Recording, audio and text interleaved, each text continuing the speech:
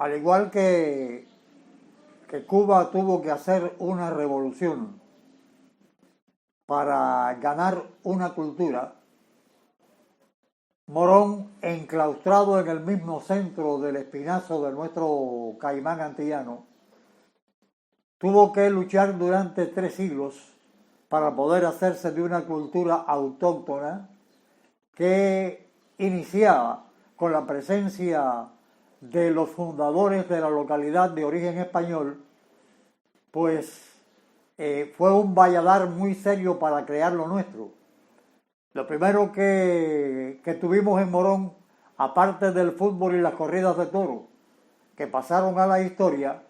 fue la música campesina, que también nos llegó desde España con la espinela de don Vicente Espinel, pero que en Cuba se transculturizó y se convirtió en punto guajiro, que hoy, para orgullo de nuestro pueblo, pues se ha convertido en patrimonio de la humanidad. Pero paralelamente en esta formación de la cultura local, Morón siguió trabajando por su identificación y lo logró a través de la presencia del son. El son nace en Morón, en la parte más humilde de la ciudad. El son es pobre, es producto de una sociedad que está forjándose, que está naciendo, que está surgiendo y que tiene ante ella la presencia de una cultura foránea, pero que a Morón no había llegado, porque Morón fue un pueblo incomunicado totalmente. Esta incomunicación hizo que se desarrollaran sus propias fuerzas y que se creara una propia cultura, en la cual dominó el son. El son que se cultivaba no solamente en lo que pudiéramos considerar como el núcleo poblacional fundamental de la localidad, sino especialmente en las zonas campesinas, en el sector agrario. El territorio de Morón, muy amplio, con más de 4.000 kilómetros, contó con distintas comunidades en aquellos tiempos anteriores a la Revolución. Pudiéramos decir que en la primera parte del siglo pasado, y se crearon lo que pudiéramos considerar hoy como colectivos culturales en estas localidades, donde se cultivaba el son intensamente. Pudiéramos poner como ejemplo La Serrana, una zona campesina situada en el barrio Coronel Hernández, al este de la ciudad de Morón, Ranchuelo, en el oeste, y aquí en los propios alrededores de la ciudad, donde se unían la música campesina y el son. El son montuno, que prevalecía en la localidad, y el punto campesino fuera de la localidad. Pero por otra parte, en Morón,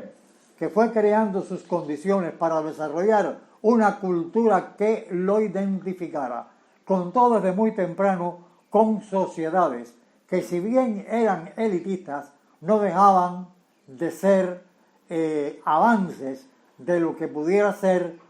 una cultura autóctona de la localidad. Así, por ejemplo, podríamos contar con el Liceo, que fue una sociedad muy popular, la Delegación Canarias, que también se le acercaba en cuanto a sus miembros, la Colonia Española, que reunía a la mayor parte de los españoles que prevalecían en la ciudad, y la Unión Fraternal para las personas de color. Pero en todos estos lugares prevalecía la música y sobre todo el son. El son que en Morón es estimulado desde las partes más humildes de la ciudad, porque hay que decir que el son en la ciudad de Morón, que ya va a cumplir su primer siglo de existencia muy pronto, nace, pudiéramos decir que en la zona más humilde, en la zona menos privilegiada de la ciudad, donde nacen sus agrupaciones musicales emblemáticas, donde surgen las figuras que van a identificar al son a través de los años y a través del tiempo, como es el caso, por ejemplo, de Wilfredo Leiva Pascual, de Pío Leiva. Pío Leiva, un sonero por excelencia, una figura brillantísima del son cubano, una verdadera leyenda viva del arte musical en Morón, quien viene a la música desde los estratos más humildes de la localidad. Y así van surgiendo agrupaciones como el Sexteto Colón, que tuvo sus orígenes específicamente en esta parte humilde de la ciudad de Morón. Pudiéramos decir que en la zona de tolerancia de Morón, donde tenían un modo de vida haciendo sus canciones, haciendo sus números musicales. Surge el conjunto de Pablo Bernal, del maestro Pablo Bernal. Están también el conjunto de los hermanos Gutiérrez, la orquesta Siboney, que es la primera jazz band de Morón, después la orquesta Los Raqueteros del Swing, otra jazz band, la orquesta Miramar, y de ahí llegamos hasta los años 50, donde hay agrupaciones musicales de gran calidad en Morón, como por ejemplo el conjunto de Orlando Mesa y las Estrellas Juveniles, que llegan a ser una agrupación de nivel nacional, con resultados muy conocidos por todo nuestro pueblo. Pero en todas estas agrupaciones prevalece el son en sus distintas manifestaciones, sin olvidar en ningún momento a un grupo que se dedica desde su creación al cultivo del son tradicional, a las formas expresivas musicales del son más original cubano, la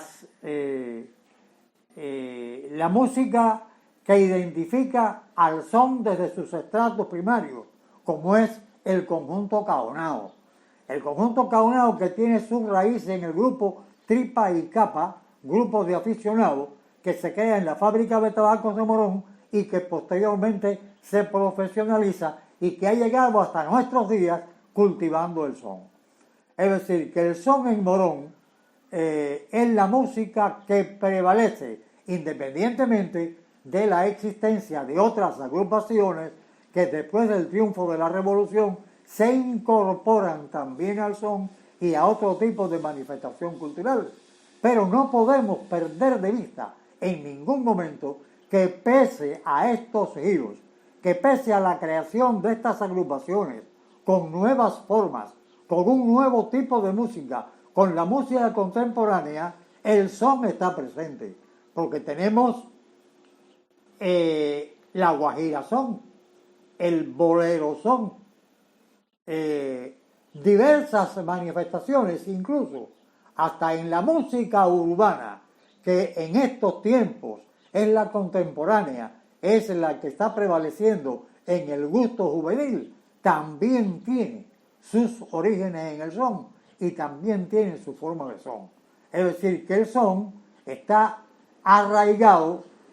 tan profundamente que es parte de la idiosincrasia, parte de la historia,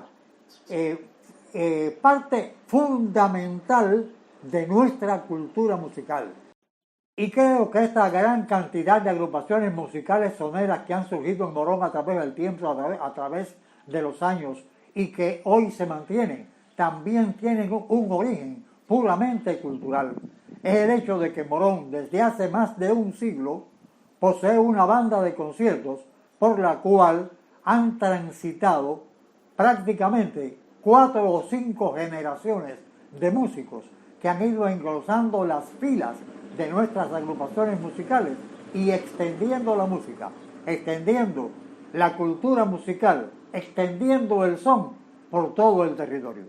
Creo que no puede haber música cubana sin la presencia del son, por lo que considero indudablemente que esta celebración por primera vez en Cuba del Día del Son,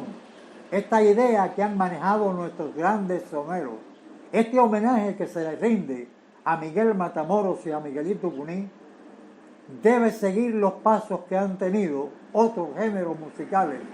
como el punto cubano y como la conga para internacionalizarse y ser reconocido también como patrimonio de nuestro pueblo, porque el son lo merece, el son identifica a nuestro país, es parte indisoluble, parte principal de nuestra cultura.